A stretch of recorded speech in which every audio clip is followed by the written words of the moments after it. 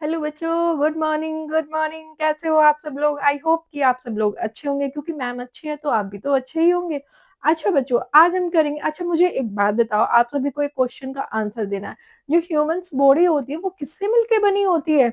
अच्छा बच्चों, comment box में जरूर आपको टाइप करके बताना है। देखो बच्चों, मैं आपको बताती हूँ। एक स्मॉलेस्ट स्मॉलेस्ट स्ट्रक्चर होती है जिसको हम क्या कहते हैं, सेल कहते हैं। ठीक है, सेल दो टू टाइप्स की होती है। First is the prokaryotic cells and second is the eukaryotic cells. Prokaryotic cells कौन सी होती है बच्चों? प्रोकैरियोटिक सेल्स वो होती है जो प्रिमिटिव सेल्स होती है। मतलब जब अ, अगर आप देखोगे अर्थ पर जीवन आया था, जब अर्थ पर जिंदगी आई थी, जब अर्थ पर लाइफ आई थी, तो फर्स्ट प्रिमिटिव सेल्स आई थी। फर्स्ट कौन सी सेल आई थी? प्रोकैरियोटिक सेल्स आई थी। और सबसे पहले कौन आया था बच्चों? सबसे पहले आए थे बैक्टीरिया। ठीक है, ठीक है बच्चों। सबसे पहले नॉन फोटोसिंथेटिक बैक्टीरिया आए थे, उसके बाद आए फोटोसिंथेटिक बैक्टीरिया जो कुछ केमिकल से फोटोसिंथेसिस करते थे। बट आफ्टर सम टाइम कुछ ऐसे बैक्टीरिया आए जिन्होंने लाइट से फोटोसिंथेसिस किया और ऑक्सीजन रिलीज की। जो ठीक है, जो फर्स्ट टाइम आए थे तो कौन आए थे? प्रो बैक्टीरियाज आए थे। उनमें कौन सी सेल पाई जाती थी? उनमें पाई जाती थी बच्चों प्रोकैरियोटिक सेल्स, प्रोकैरियोटिक सेल्स। उसके बाद धीरे धीरे इवोल्यूशन हुआ, धीरे धीरे इवोल्यूशन होने के बाद यूकैरियोटिक सेल आई। तो बच्चों सेल कितने टाइप की हुई? टू टाइप की। First is the prokaryotic cell, second is the eukaryotic cell. बच्चों यूकैरियोटिक सेल क्या होती है? यूकैरियोटिक सेल्स भी टू टाइप की होती है। First is the animal cell, second is the plant cell. तो यहाँ पर बच्चों हम एनिमल सेल के बारे में पढ़ेंगे। ओके बच्चों, ठीक है, मैं आपको बताती हूँ। फर्स्ट बच्चों, सेल। सेल कितने टाइप की होती है बच्चों? Two type. First is the prokaryotic cell and बच्चों second is the eukaryotic cell.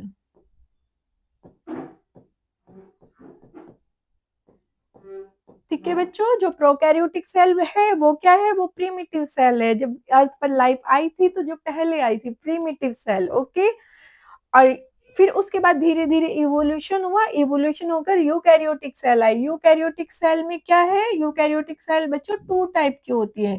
First is the animal cell, जो एनिमल्स के अंदर होती है, and second is the plant cell, जो प्लांट के अंदर होती है। ठीक है बच्चों, आज हम एक एनिमल सेल के बारे में पढ़ेंगे और फिर नेक्स्ट क्लास में हम लोग बच्चों प्लांट सेल के बारे में पढ़ेंगे। उसके बाद हम एनिमल एंड प्लांट सेल दोनों को कंपेयर करके पढ़ेंगे। ओके बच्चों, अब मैं आपको एक एनिमल सेल के बारे में बताती हूँ। बच्चों ये होती है एक एनिमल सेल। इसमें क्या होता है? जो आउटर लेयर होती है, जो इसको चारों तरफ से घेरे रहती है, आउटर लेयर होती है, वो कौन सी होती है बच्चों? वो होती है प्लाज्मा मेम्ब्रेन।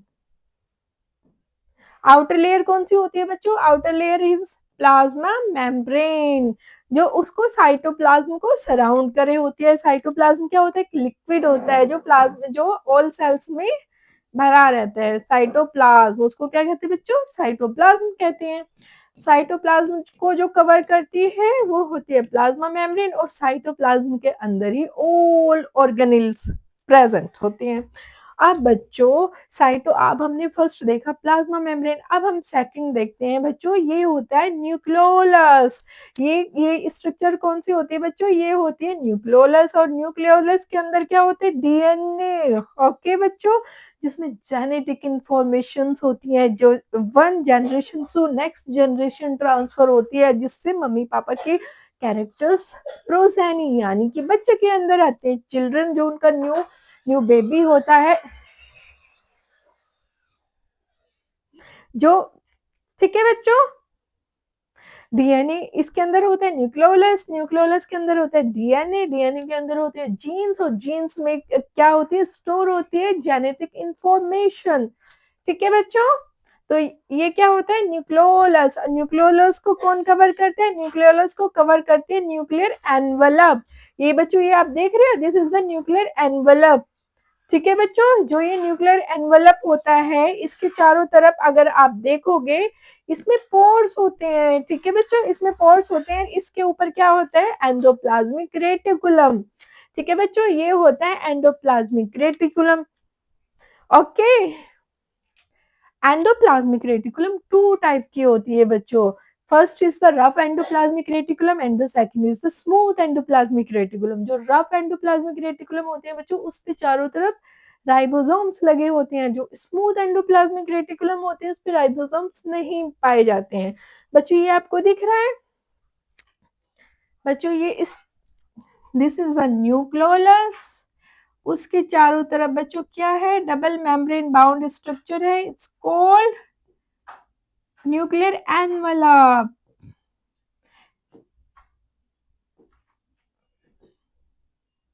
अब बच्चों इस न्यूक्लियर एनवलप एनवलप के चारों तरफ क्या है, इसको इस पे है endoplasmic reticulum. This is the endoplasmic reticulum. और बच्चों जो एंडोप्लाज्मिक रेटिकुलम है, इस पे चारों तरफ क्या लगे होते हैं, राइबोसोम्स। ऐसे राइबोसोम्स, तो बच्चों जहां राइबोसोम्स प्रेजेंट होते हैं उसको कहते हैं हम rough endoplasmic reticulum. Rough endoplasmic reticulum.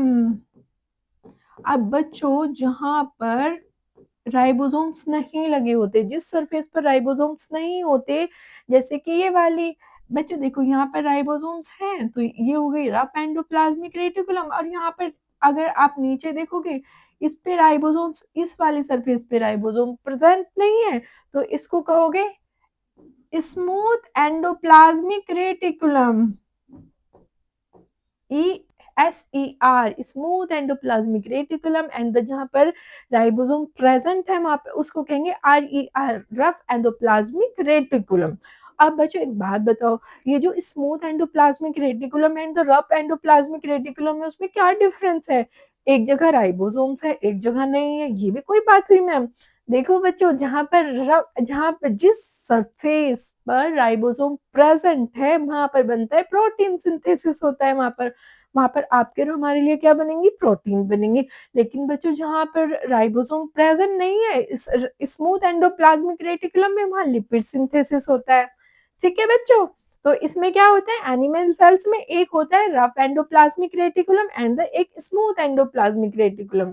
ठीक है बच्चों, उसके बाद आता है गोल्जी अपरेटस। देखो बच्चों, जब ऐसे इस एंडोप्लाज्मिक रेटिकुलम होता है, उससे कुछ स्ट्रक्चर्स निकलती है, जब वो मैच्योर हो जाता है, मॉडिफिकेशन होके कुछ स्ट्रक्चर निकलती है जिसको आप गोल्जी कॉम्प्लेक्स कहते हैं। तो बच्चों ये वाला क्या है, गोल्जी कॉम्प्लेक्स या गोल्जी अपरेटस।